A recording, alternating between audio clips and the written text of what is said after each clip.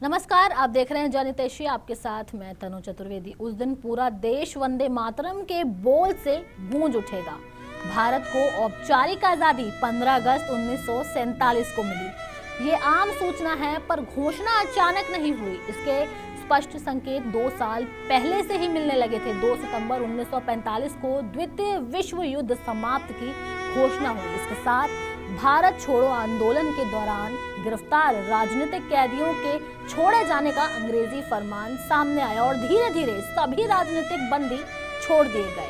आजादी के संकेत मिलने लगे थे और फिर 2 सितंबर 1946 लगभग पुख्ता हो चुका था कि भारत अंग्रेजों के चंगुल से आजाद होगा। ये दिन भारतीय इतिहास के लिए खुशनुमा दिन था, पूर्वा हवा के झोंके जैसा था। इसी दिन पंडित जवाहरलाल नेहरू के नेतृत्व में अंतरिम सरकार बनी थी, जिसमें सभी सहयोगी मंत्री भारतीय थे। ये शुरुआत थी।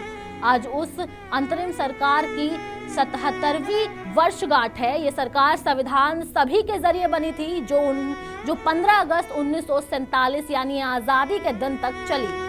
आपको बता दें कि अंतरिम सरकार गठन के समय 14 सदस्यीय मंत्रिमंडल का गठन होना था। नेहरू जी ने 9 कांग्रेस और 5 मंत्री पद मुस्लिम लीग को देने का प्रस्ताव रखा। इससे जनता सहमत नहीं हुई। बाद में वायसरॉय वेवेल के हस्तक्षेप के बाद मुस्लिम लीग के सदस्य सरकार में शामिल हुए और सहमति असहमति के बीच सरकार जैसे तैसे चलने लगी। अब इसी चिक का असर देखने को मिल रहा था कि 10 महीने की अंतरिम सरकार में मंत्रिमंडल का गठन 2 बार हुआ, पहले सितंबर में और फिर अक्टूबर में। इसी बीच लंदन में एक महत्वपूर्ण घोषणा हुई और ये तकरार थम सी गई। घोषणा ये थी कि ब्रिटेन में 1948 तक हर हाल में भारत छोड़ने का ऐलान कर दिया था। इसी के साथ वेवेल की जगह पर लॉर्ड माउंटबेटन को नया वायसरॉय नियुक्त करने का भी फैसला ब्रिटेन ने कर लिया था। ब्रिटेन के इस ऐलान के बाद तकरार थम सी गई। अब आपको बताते हैं कि उस समय संविधान सभा की स्थिति क्या थी, जिससे कि अंतरिम सरकार बनी। आपको बता दें कि संविधान सभा का चुनाव सीधे नहीं हुआ था। प्रांतीय प्रतिनिधियों ने संविधान सभा का चुनाव किया था। इस चुनाव में कांग्रेस को बहुमत मिला था। कांग्रेस ने कुल 69 सीटें हासिल की थी। 11 प्रांतों में से 8 में से कांग्रेस को बहुमत मिला। मुस्लिम लीग ने वो सीटें जीती जहां सजातीय मतदाता ज्यादा थे। एक सच ये भी था कि सरकार भले ही भारतीयों ने बनाई थी, लेकिन असल मुखिया वायसरॉय ही था। बस पहले वायसरॉय की जो कार्य परिषद अंग्रेजों की हुआ करती थी, वहीं कार्य परिषद अब हिंदुओं ने ले ली थी। अंतरिम सरकार को ही कार्य परिषद के अधिकार दिए गए। नेहरू जी इसी कार्यकारी परिषद के उपाध्यक्ष बन गए थे। अंतरिम सरकार में सरदार वल्लभ भाई पटेल दूसरे ताकतवर एक नेता बनकर उभरे थे। फिलहाल के लिए इस जानकारी में इतना ही। देश और दुनिया की तमाम बड़ी खबरों के लिए देखते रहिए जनहितैषी। नमस्कार।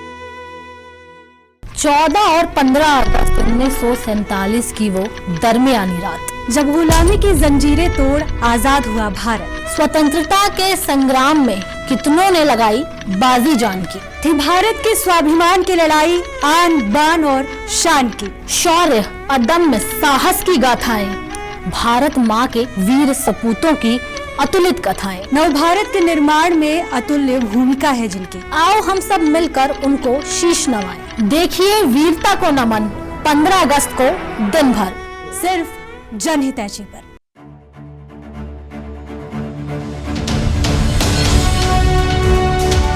जनहितैषी, टीआरपी नहीं भरोसा आपका।